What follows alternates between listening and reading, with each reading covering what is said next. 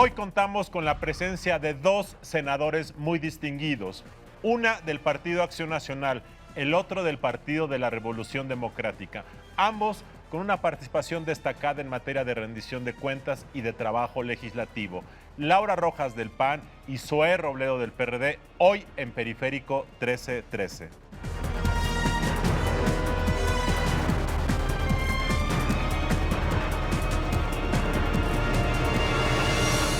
Laura y Zoé, gracias por estar nuevamente en Periférico 1313. La semana pasada estuvimos platicando con estos dos distinguidos senadores sobre algunos temas. Empezamos con la agenda anticorrupción, que es uno de los principales temas de este periodo ordinario de sesiones. Platicamos todos los nombramientos que tienen que hacer y terminamos ese programa con el nombramiento de los magistrados electorales. Son 7 que van a calificar la elección presidencial de 2018, la del Estado de México 2017, donde tú eres. Y otras elecciones, la de Chiapas, ¿cuál es la siguiente de Chiapas?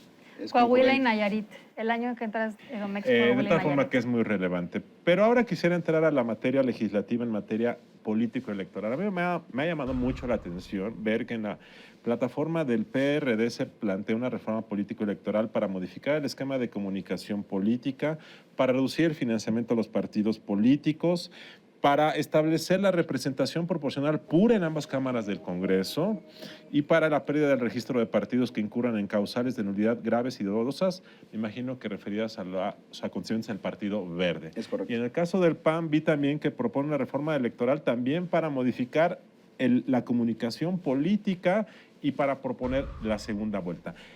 Me llama la atención no porque no crea en estas cosas, yo creo en buena parte de esto, pero la verdad es que no creo que sea factible políticamente que esto haya tiempo e incluso yo diría que haya interés real de los contendientes para hacer algo así.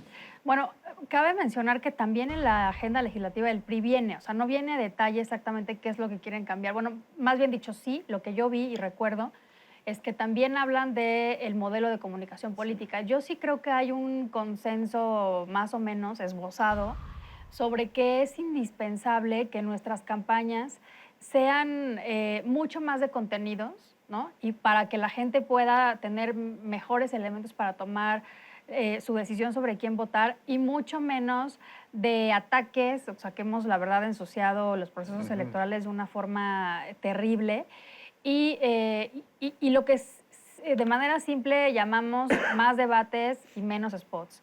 Eso lo vi también en la agenda legislativa del PRI. Entonces, me parece que al menos en ese tema puede haber un avance sin que necesariamente, y eso pues entiendo que el presidente del INE, Lorenzo Córdoba, lo ha dicho, se puede hacer sin necesariamente reformar la ley electoral, que entiendo que tiene un plazo límite antes de que empiece, si no me recuerdo, creo que es un año antes de que empiece el proceso electoral. Sí, porque lo que está diciendo básicamente es que en lugar de que te asignen como partido espacios de 30 segundos, te asignen espacios de 30 segundos, pero también de 1 minuto o de 5 minutos, ¿correcto? O también pactar los debates. Claro. O sea, que incluso se permita que los medios de comunicación privados, como pasa en otros países, puedan organizar debates sin forzarlos necesariamente a que tengan que estar todos los candidatos, que eso entiendo que es una regla que hoy existe y bueno, pues simplemente si uno de los candidatos no quiere debatir porque siente que no es muy bueno debatiendo, yo creo que la ya autoridad no se puede hacer electoral el debería debate. tener la obligación de hacer un primero o 2 debates iniciales con todos,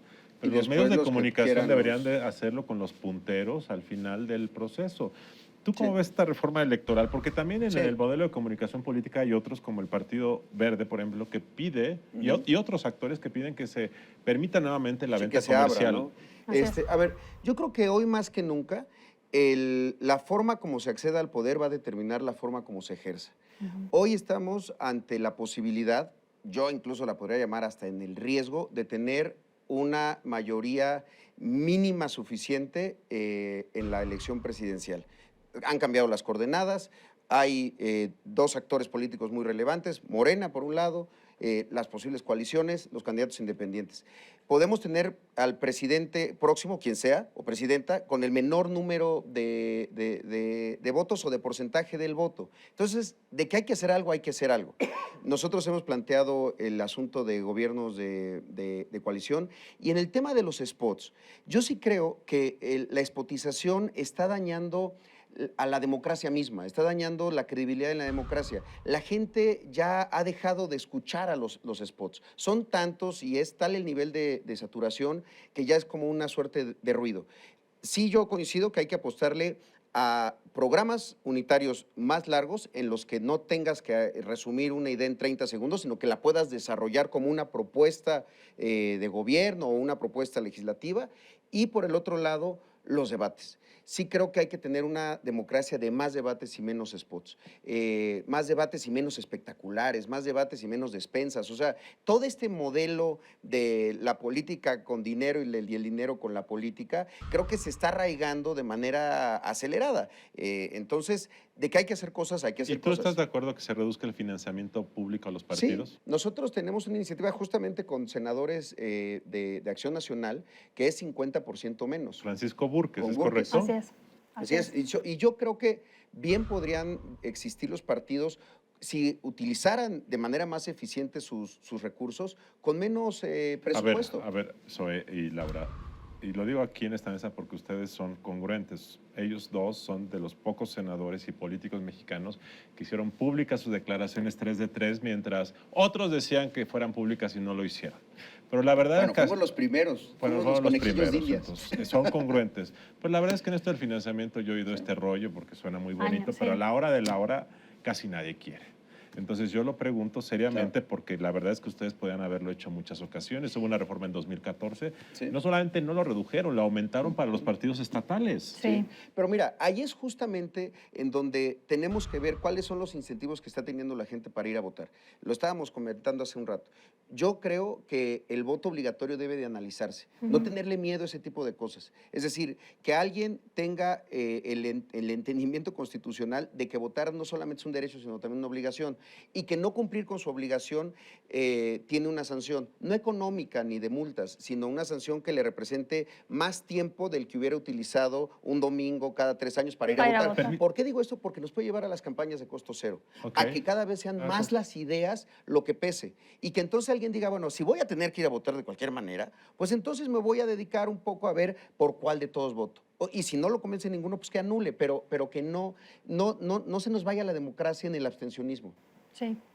Sí, sí, o sea, sin duda, yo también coincido en esta parte de que se tenga una consecuencia el no votar. La Constitución dice que el voto en México es obligatorio, pero el problema es que como no pasa nada si no vas a votar, esa obligación, pues al final del día, pues no se cumple. Y es bien preocupante, Luis Carlos, porque estamos eligiendo a autoridades, diputados locales, presidentes municipales, gobernadores, con el 30% más o menos del 30%. Es decir, la gente va del padrón electoral, más o menos van a participar un 30 y tantos por ciento, y cuando vemos quién ganó, pues ganó más o menos con el 30 y tantos por ciento. Sí. Entonces tienen un nivel de legitimidad Ahora, esto se bajísimo. puede resolver también con la segunda vuelta que el PAN Sí. ha propuesto, el PRD no, el PAN sí. Esta a mí me parece una propuesta sensata que no ha pasado, que yo veo muy difícil que pase antes de 2018. Yo siento que en 2019, después de lo que va a ocurrir en esa elección de un voto muy fragmentado, los políticos van a decir, pues sí, ya no aguantamos Ya no con aguanta esto. más. Yo, sin duda, o sea, Acción Nacional desde hace muchísimo tiempo cree en la segunda vuelta, ¿no? ¿Eso qué significa? Que si ningún candidato obtiene por lo menos la mitad más uno de los votos, tiene que ir a una segunda vuelta y se descarta al último lugar, al competidor que tuvo el menor número de votos.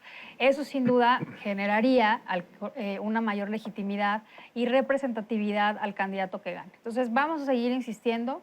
Yo creo que también, pues, en este caso, la ciudadanía tiene también que empujar ciertas propuestas para que la democracia en nuestro país mejore. O sea, ya no está dando, el modelo que tenemos hoy día ya no está dando. Hace un momento también decíamos, si no es segunda vuelta, pues entonces gobierno de coalición.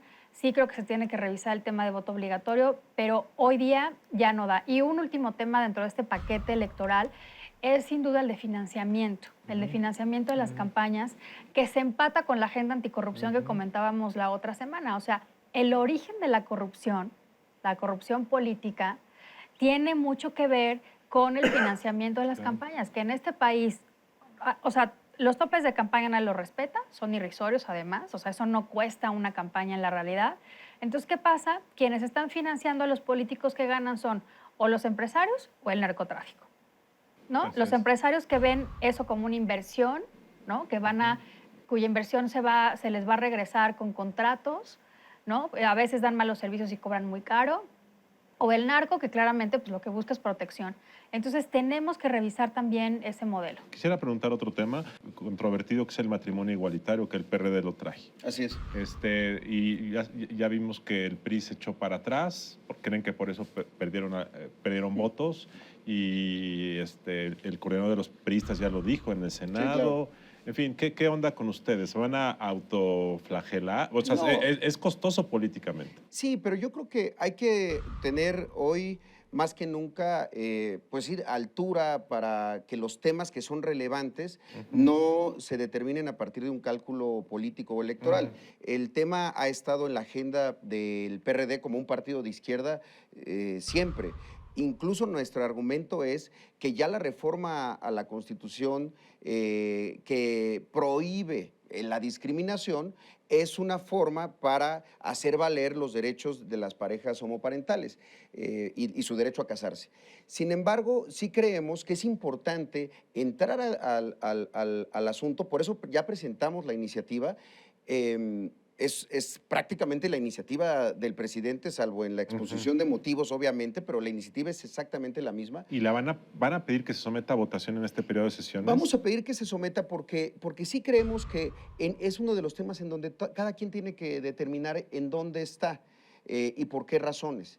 Sí creo que fue muy lamentable, primero que acusaran de eso a la derrota en los estados donde perdieron, cuando me parece que más bien fue la corrupción y los malos gobiernos los que los llevó a perder. ¿Dónde va a estar tu partido en este tema, Laura? Híjole, pues mira, la verdad es que es una pregunta complicada porque a pesar de que el PAN tradicionalmente y oficialmente, porque en nuestros principios de doctrina, pues en estos temas, en aborto claramente nuestra doctrina pues rechaza el aborto. Y entiende el matrimonio jurídicamente, no estoy hablando ni de religión ni de nada, o sea, jurídicamente el PAN entiende el matrimonio como la unión de dos personas de diferente sexo y nosotros históricamente lo que hemos impulsado son las sociedades de convivencia, de tal manera que dos personas del mismo sexo puedan tener los mismos derechos jurídicos y sociales, que puedan heredar, que puedan compartir seguridad social, etcétera. El PAN me parece que sí va a seguir manteniendo la posición de que el matrimonio jurídicamente es una unión entre dos personas de distinto sexo porque las figuras jurídicas tienen fines distintos, ¿no? Tanto el matrimonio como Aunque la Corte como haya sociedad dicho que con un amparo eso se echa para atrás. Sí, o sea, por eso te digo, yo creo que el PAN, por lo que cree el PAN, va a seguir manteniendo esa posición. Sin embargo, y lo dijo muy claramente Roberto Gil en su momento, esto ya se resolvió por la Corte. O sea, la gente, es constitucional que las personas del mismo sexo puedan acceder, puedan tener derecho a casarse y van con un amparo en los estados en donde no está regulado y se les tiene que casar, ¿no? Pero la pregunta fue, ¿en dónde crees que el PAN va a estar en esta discusión? Claro. Yo creo que el PAN se va a seguir manteniendo en su posición histórica.